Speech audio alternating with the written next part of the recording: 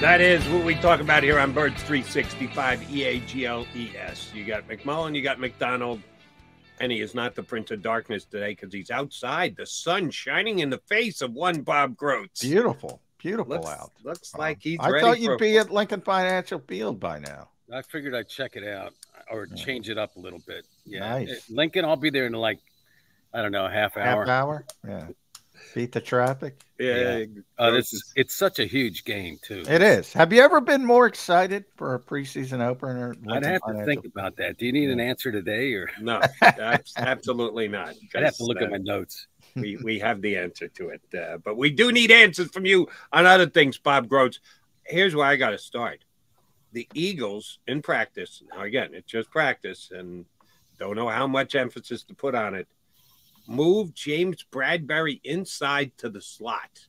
Is that because he's too slow to play outside?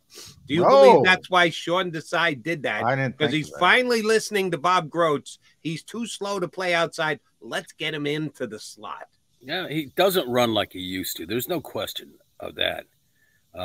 When he was he made the Pro Bowl team with the Giants, he's not that. He made All-Pro last year. No, he was second team All-Pro, and I don't know what those guys second team All-Pro is All-Pro. Did you guys see did they see the Super Bowl? I know they voted before then, but I mean, come on. And he wasn't the only one either. Slay. No, I mean it just tells me that they're worried about the durability of Avonte Maddox. He gets hurt all the time, and what is the depth behind him right now? There's not much. So I think he's kind of. I don't think it means that. I think I fully expect. He's not playing in the slot. Yeah, he's going to line up outside. Yeah, I think Sean Desai is trying to show. Sean Desai is very savvy. I say this all the time to Jody, Bob. He knows the city. He's better at branding than Jonathan Gannon. You know, he moves people around in practice where it doesn't matter. When they show up week 1 in Foxborough, James Bradbury's not going to be in the slot. I'll bet anybody $100 on that. He's not going to be in the slot because Sean Desai's not an idiot. That's why he's not going to be in the slot. You just throw things out there in practice. He's got Jalen Carter playing defensive end. Oh, well, he's going to line up there this season. Once in a blue moon, like Hassan Reddick, when everybody loses their mind and Hassan Reddick drops into coverage, not consistently. Oh, he did that last year, yeah. Why would you not have Hassan Reddick and Josh Sweat rushing from the edges to put Jalen Carter out on the edge? Because you're too predictable. He's going to move guys around. And is it? You say he's really savvy. Is it him or is it Matt Patricia? Yeah, that's a good point. I seriously wonder about this, and it's too early to ask. Over/under week 8 defensive coordinator Matt Patricia. Yeah, but it's too early to ask who's calling the defensive plays right now and how that operation is working. But I'd love to know the answer to that and how they're stumbling through that. So, but I asked to talk to Matt Patricia. I got stonewalled. Yeah, this is a team that. Even the head coach, I mean, I don't know. He's trying to get a competitive advantage in a preseason game by not listing his starters. I mean, everybody in the league does it, I think, except for that wacko coach with the Chargers. What's his name? That guy. He's Brandon Staley. Yeah, he is a head case, man. So I don't understand this a little bit, and the Eagles don't see anything wrong with it. To me, I don't think it's going to put any more pressure on the players that are going to start or anything like that. And the other thing is, it's kind of a, preseason games are a disservice to the fans. And this doesn't. Oh, they are. I said that. This adds to it, if you ask me. I mean, at least they should know what they're getting into before they make that trip. That's a good point. That's a good point. Yeah, for the fans. I mean, it's one thing to pick their pockets. It's another to pick their pockets and laugh at them as you refuse to tell them. Right. Now, some of them are going to go anyway. Some of those fans will go anyway, because they don't get a chance in regular season. If guys are going to be out there in midnight green jerseys, soon to be Kelly green jerseys, they don't get who they actually are. Just tell me they're no. Oh, but Bob, I forgot to mention the Pander in Chief is back representing Delco. representing Delco. What was this? He didn't even mention the name of the team. What was that? He didn't know. He didn't know the name of Yeah, it. I mean, the come media, on, the media Little League team? Yeah. Wow, I didn't see that. Oh, Yeah. good on the Panda in the chief. name of the league, you know. I mean, it's like, and I don't even know if he knows where Delco is. Do you think he does, John? No, he lives in. He lives in South Jersey. No, Yeah, but could he find it on a map? Possibly not. You make a good point there, Grotz. All right, since you are our evaluator of all speed defensive backs, is Sidney Brown too fast? Could that potentially hurt him from playing this year because he plays too fast and plays too aggressively, and that doesn't necessarily fit with the type of defense that the Eagles played last year are going to play this year? Limit those explosive plays. Yeah. I don't think John thinks he plays really fast. I just, you know, I don't see that. I mean, I see him out there always around the ball, and that's certainly a million miles an hour. That's certainly a great trait to have. Yeah, but we don't even know if he knows the defense yet. You know, it's 1,000 miles an hour. It could be because he doesn't know the defense. But that's true. But I don't even think it. I don't even think. I think he's got quickness and stuff, but speed. You know, Slay has speed. You know, he still has that. And but you know, all that said, I like the guy. I mean, like I just said, he's around the ball. He's fiery. Kind of started one of those skirmishes the other day. Yeah. Yeah. And you know, you got to appreciate that. He's got a lot of fire in him. And at Illinois, he was durable. So, you know, and that's a huge trait for, you know, obviously for anyone. All right, we'll go down the Sidney Brown route. Week 1, Foxborough. We know Reed Blankenship is going to be the starting safety. Who's the other safety? Yeah, it could be him. It could be Terrell Edmonds. It could be a combination where they kind of rotate in and out. So it could be a situational thing, depending on who's in the lineup, you know, and what the Patriots are showing, you know, offensively. Edmonds is definitely a really, I don't know if accomplished is the right word, but he's a solid box safety. He is so solid. But he's a guy that bites on the fake. I mean, God, you look at even his highlights, you know, it's like, wow, he was lucky he didn't get caught on that, you know, kind of took the fake and went forward, but still made a play. So he's got some ability and he's got durability too. So I think it'll be a combination of those two guys. All right. But, then let me follow up with this, since John just said he thinks at the other linebacker spot, other than the Kobe Dean, when the season gets underway, could be piecemeal. Could be depending on the opponent and the defense they're in. Because last year it was Edwards and White 98% of the time. They're out there. They're the two linebackers. No need for substitution. Last year it was Epps and Chauncey Gardner-Johnson when Chauncey wasn't hurt. Right. Out there about 98% of the time. No need for substitutions. We just said that there might be movement at the linebacker position other than the Kobe, if he is what he's supposed to be and if he stays healthy. Are they going to do that at safety? If Reed Blankenship is going to play close to 100% of the time, is that spot going to be a rotational one?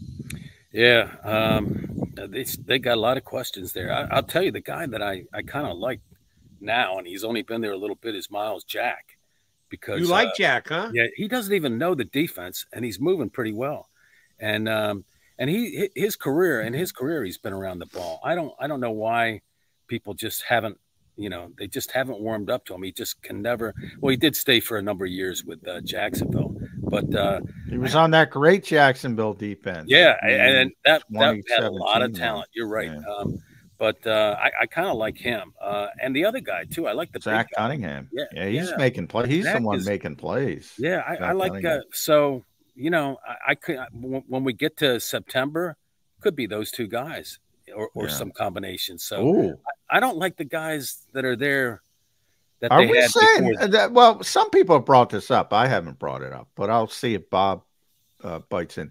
You know, Kobe Dean, we've talked about him a lot on the show today. He's played 34 snaps. Could it be Zach Cunningham and Miles Jack? Yeah, I think it could be. They definitely have size. I mean, but you know, is it going to be like that on opening day? Maybe not, but I could see that by the end of September, those two guys in there playing a lot of snaps. So Nakobe Dean, the jury is still out on him as far as I'm concerned. I mean, I agree the jury is still out, but I'm not going that far. I think he's going to be the starter. I don't know what to make. Other people have brought up that they brought in two for a reason. They might be concerned about the durability. I think that's valid, but I don't think they're concerned about him as a player. I don't get that feeling. Yeah. Well, I don't know. He is the size is to me it is an issue. The durability, yeah. Yeah, and I don't know about you mean that. like skinny leg Devontae Smith, who yesterday Darius Slay said it's going to be the best wide receiver in the Yeah, but not everybody's created equal, Jody. Yeah. No, Devontae knows how to avoid those big hits. Although he took a big hit in the Super Bowl. Yeah. He got hurt. He played through and missed a few plays and came out and made some catches. I was impressed. He's a tough guy. I didn't think he was going to get. He's a tough 166-pound guy. I didn't think he was going to get back in that game. I tell you, I thought that this is the one. He's going to, it's going to be a little while. But he got back in there. I was impressed with that. So, but Dean is just, I don't know. I don't know how he sees in there.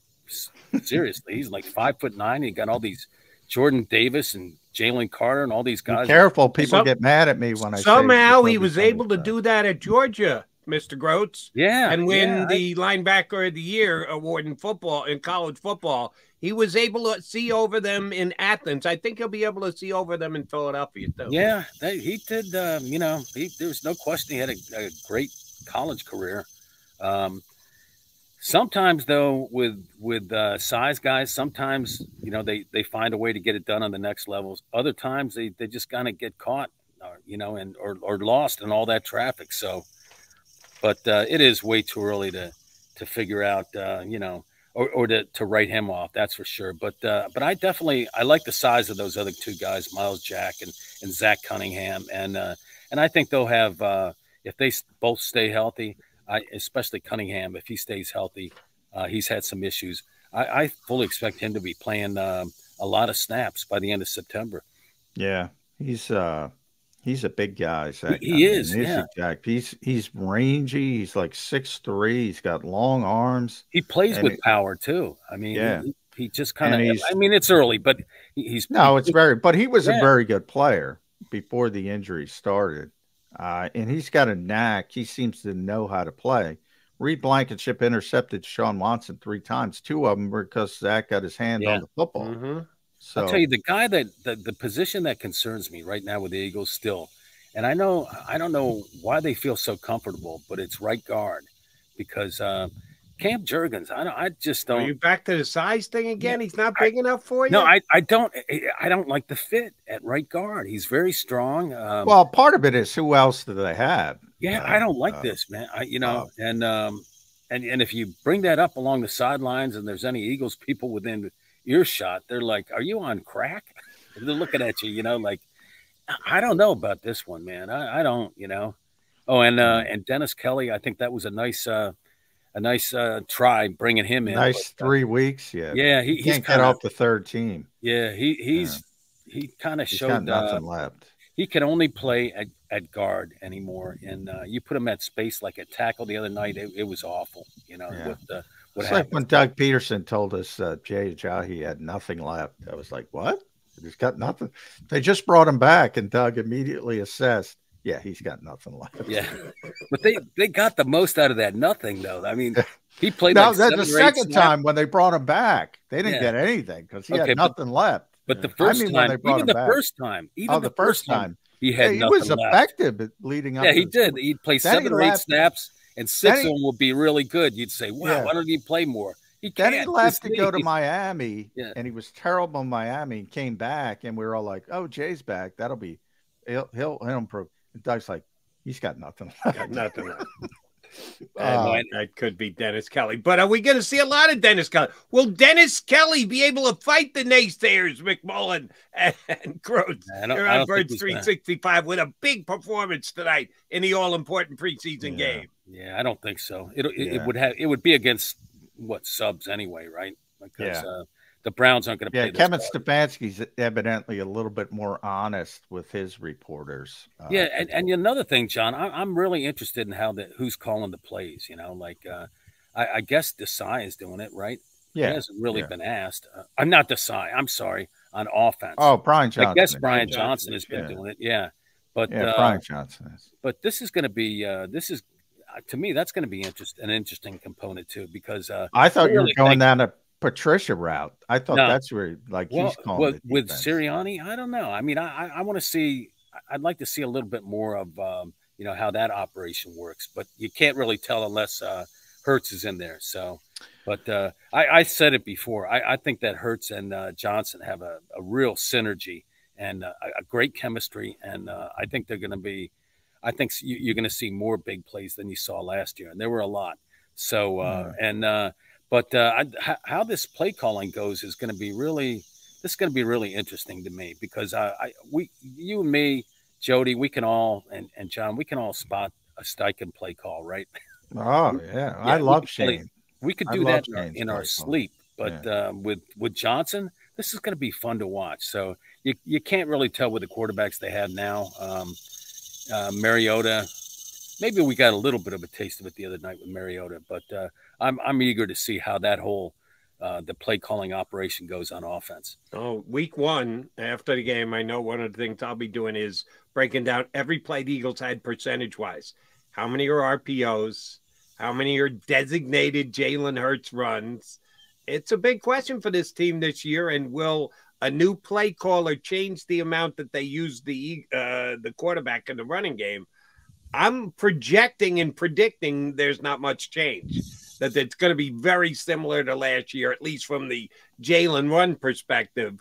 I could be 100% wrong about that. They could go in a completely new direction. I think there could be more passes, believe it or not. Yeah.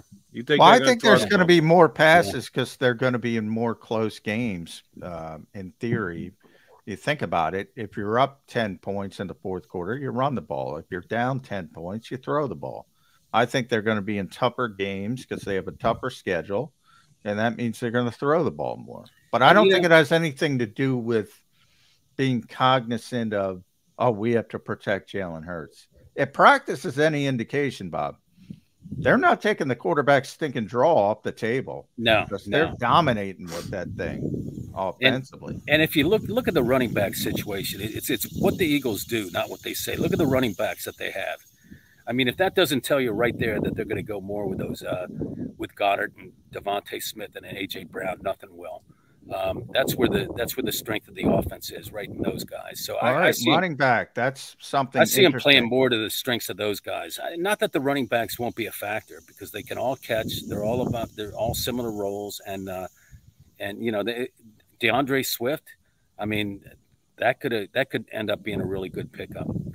What are we going to see at running back? Because Nick said yesterday, I want the running backs to be hit, to be tackled. And he said Kenny Gainwell and Boston Scott were up this week after Rashad Penny and DeAndre Swift last week. But, boy, the way they're using Kenny in practice, why the hell do they want to put him out there with a bunch of backups? It doesn't make sense to me. I don't see that happening tonight. I don't see him playing. They really like that guy. I mean, a lot of people thought that, DeAndre Swift, as soon as the Eagles got him, he'd be the guy. Or Rashad Penny. You look at his numbers, they're really good. But, we know with the obvious issue with Penny was, the health. I mean, he couldn't stay on the field. So, but Gainwell does everything they want. He even blocks, when he has to. So, and the way that they used him in the Super Bowl, I mean, he was pretty good. And throughout the playoffs, it wasn't just that. So when Miles gets to the Panthers and he says he just doesn't understand why he didn't get more touches in the Super Bowl. Hey, you should have seen that coming maybe a mile they'll away. Screw up the first play and hurt your hand. You're right. That was a bad one right there. Yeah, maybe it should have been 2 scoops and scores for the Chiefs. The replay, it was kind of sketchy to me. But I got to say this. I mean, all Miles Sanders had to do was look at the way that the Eagles used Kenny Gainwell in the playoffs coming up to that to know. He was banged up. I think it had more to do with Miles being banged up because he had the knee injury. He had the knee injury, then he hurt his hand in the Super Bowl. By the way, didn't Miles just get hurt, Jody? Yeah, he you see did. that? Yeah. Yeah. I don't get to trust him. Yeah. And you know, if it was serious, I just might not be ready for week 1. I think I read. I'll see if I can find that. One quick Gainwell question before that you two guys can answer. I can. Did he get hit enough in the 2 practices? If Sirianni's on record as saying, I like my running backs to get tackled, if you're right, Grotz, he is the de facto number 1. He's ready to go. Did he take enough hits as per on the Sirianni, my running back must be tackled ahead of time stream? Yeah, Kenny Gainwell, he's ready to go. He's a total pro. Okay.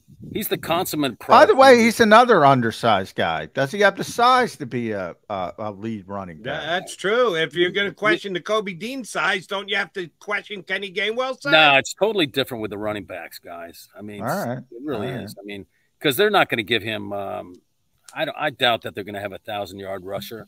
Although if Penny stayed healthy, I sure think he has the strength to do it, and maybe even Gainwell. But I don't think they're going to get that many touches because of where the strength is on offense with the wide receivers, the tight end, and by the way too, I mean, we haven't seen it in the preseason yet, or we probably won't see it because he's not going to play. But Goddard is going to have a bigger role.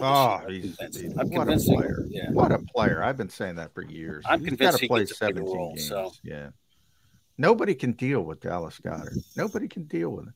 Even the first day, Cleveland was like, "What the hell do we do with this guy?" They had no answer for him. You know, if you could be really, really good and underrated, that describes Dallas Goddard and Josh Sweat. Josh Sweat. The catches he made in that Super Bowl were just incredible, man. I mean, you know, if those catches have been made by somebody like Kittle or somebody, you know, or Kelsey, you would have heard the announcers just rave about him for the next 15 minutes. But I don't know what it is with Dallas. They were tremendous catches, you know. Didn't get into the end zone, but just big first downs. Yeah. All right, need a prediction out of you, Bob Grotz. What are the Eagles going to serve to you media guys before tonight's game? Just hot dogs? They go, while some of the fans may be getting screwed with full retail prices for concessions, what are you media guys getting in the Eagles press box before tonight's game? I don't know. I'm sure they'll have pretzels, though, right, John? Oh, yeah. They'll have those soft pretzels. Well, you know, they're going to have chicken tenders at halftime. Yeah. A bunch of desserts in there. I think they're trying to fatten up the writers and they're doing a good job. They look ridiculous. Yeah, I think they want us to look like they look ridiculous. Ticks, you know, like then we come into the news conference. Well, Kempski does his press box food rankings, and I made it into Baltimore because I said the chicken fingers were chicken tenders, whatever.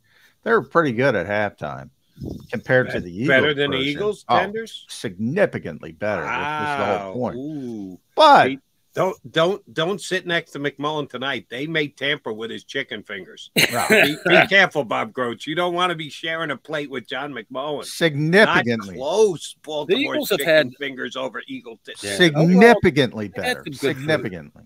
The Eagles have had some good food. They have had. Back when they had the omelet bar, it was the place to be. But I already know the answer to this when I'm setting you guys up. Best spread in football is by far Dallas Cowboys. Dallas Cowboys in number 2. Everybody's fighting for number 2. I don't know. The Patriots have a pretty good spread too. Better than Jarrah? I don't think so. But it's pretty good. It's really good. They take pride. I was talking to one of the ushers. I probably told this story at AT&T Stadium. Jerry makes them tailor their jackets. They have, sports jackets. He gets them all tailored for the ushers. I don't care what you say about Jerry Jones. That guy's a class freaking act. Yeah. I'm telling you. As well they should. Yeah. That spread is classy. Unbelievable. That spread is unbelievable. Nobody's close. Oh, I've got a Dallas security story that I can't tell on the air. Yeah. Oh, I've heard that story. Yeah. Oh, by the way, they should. I will say, no, I don't want to get people angry at me, but I can't believe they have tap beer after the game. There's got to be some liability. You can do whatever the hell you want in Texas. They don't care. That doesn't make sense to me either. Here, why don't you get drunk and write a story? Yeah. You know what I loved about, and I haven't gone to a game down in Dallas in 2 decades or whatever, but I loved when they had a 1 o'clock game because that's 12 o'clock down there because they're an hour ahead in the Central. If you wanted to buy a beer before 12 o'clock, you had to buy some food. You couldn't just buy a beer because of the laws in Texas. You could not buy a. I didn't know they had laws in Texas. Oh, they do. You couldn't buy a beer before 12 o'clock unless you bought a food item with it. So I remember they had these little like cheapo packages of chips that they only charged 50 cents for. That you had to buy a little. It maybe had 9 chips in it. But you had to buy that to have it with your beer because, yeah, I went down as a fan a bunch of times and wanted to start drinking early, and they had the stupid rules. I couldn't believe Jerry couldn't get around that one, but that's the way they played it in the corral, the bar that was attached to the stadium with the hole in the roof that I went in to many a time. All right, Bobby Grotz, always a pleasure. You can leave now for the game, see what the food situation is. I got to get me something to drink. All right, see you guys. Always a pleasure. Thanks, My pleasure. Our pleasure. Appreciate it. Game day, Bob Grotz. We needed a crotch shot of Bob Grotz standing up. He gave us he got you titillated at the very end. Really, we really needed to go there. Okay, here's what we need to do: take our final timeout, come back, put a bow on the show that will not include Bob Grotz's crotch.